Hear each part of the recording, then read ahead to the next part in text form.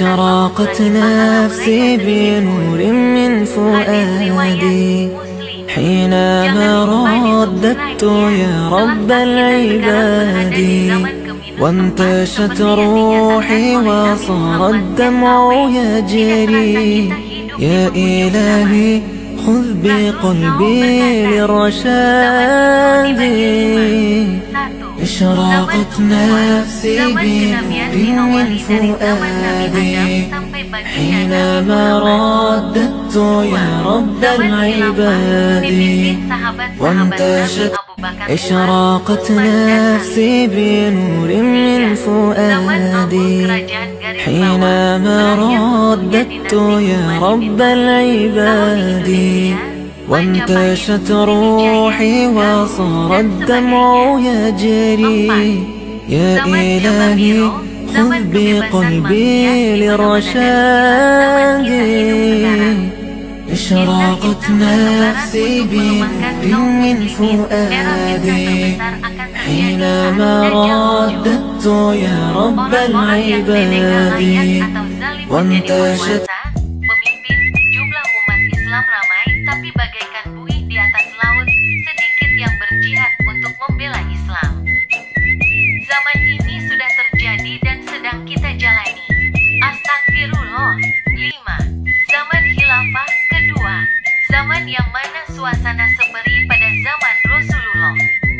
Nanti umat Islam akan dipimpin Imam Mahdi, hanya berlangsung lebih kurang 9 tahun. Pada zaman ini pula Dajjal muncul. Nabi Isa juga muncul, ditugaskan untuk membunuh Dajjal dan mengislamkan orang-orang kafir. Para ulama hadis memperhalus strategi usia umur umat Islam. 1. Ibnu Hajar Asqalani, seorang ulama pakar hadis.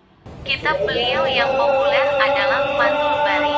Beliau berkata umur umat Islam sampai 1476 H2.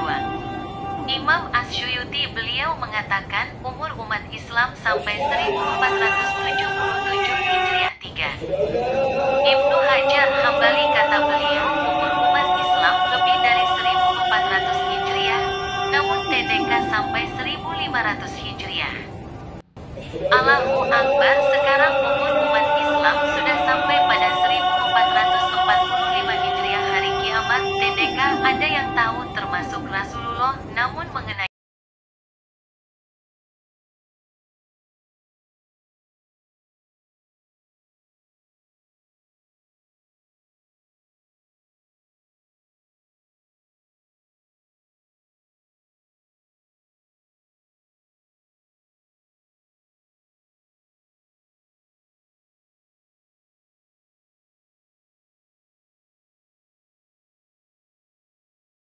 meliputi bumi selama 40 hari 40 malam.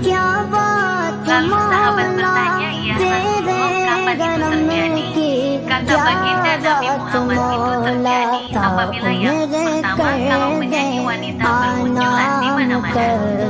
Yang kedua kata Rasulullah, saum. Kalau alat musik dicintai oleh umatku dan minuman keras di mana-mana. Saudaraku, tanda-tanda di atas sudah muncul semua sekarang. Sementara masih ada waktu, mari segera perbaiki diri, perbaiki ibadah dan perbanyak amal soleh untuk bekal di akhirat nanti. Wallahu alam. Sudah siapkah kita? Kiamat menurut agama Islam ditandai dengan beberapa pertanda. Kita boleh baca novel sampai beribu-beribu kali, tapi baca ini hanya perlu 5 menit.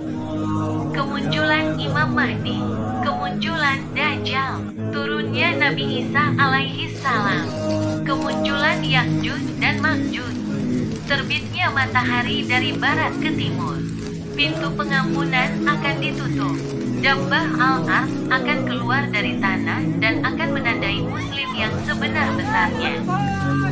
Kabut selama 40 hari akan mematikan semua orang beriman sejati, sehingga mereka tidak perlu mengalami tanda-tanda kiamat lainnya.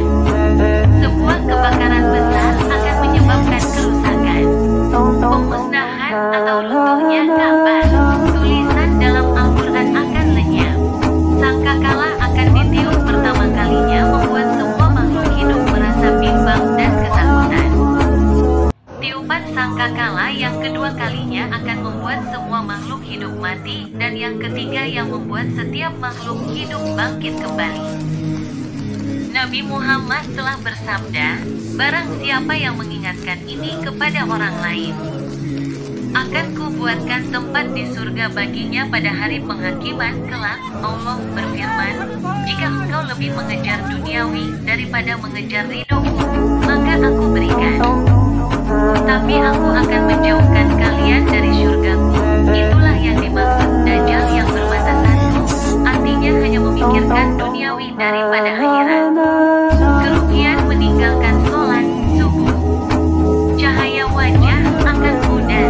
Zuhur, berkah pendapatan akan hilang. Asyar, kesehatan mulai terganggu. Maghrib, pertolongan anak akan jauh di akhirat nanti. Isya, kedamaian DLM tidur sukar didapatkan. Sebarkan DGN ikhlas. Tiada paksaan dalam agama, niatkan ibadah. Sebarkan ilmu walau satu ayat. Nasihat kubur 1. Aku adalah tempat yang paling gelap di antara yang gelap. Maka terangilah aku dengan tahajud 2. Aku adalah tempat yang paling sempit, maka luaskanlah aku dengan bersilaturahim. 3. Aku adalah tempat yang paling sepi, maka ramaikanlah aku dengan perbanyak baca Al-Quran. 4. Aku adalah tempatnya binatang-binatang yang menjijikan, maka racunilah ia dengan amal sedekah.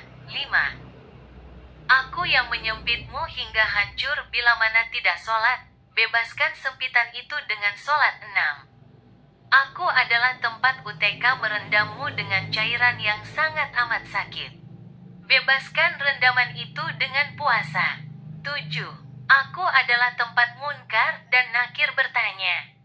Maka persiapkanlah jawabanmu dengan perbanyak mengucapkan kalimah La ilaha illallah. Kirim ini semampumu dan seikhlasmu kepada sesama muslim.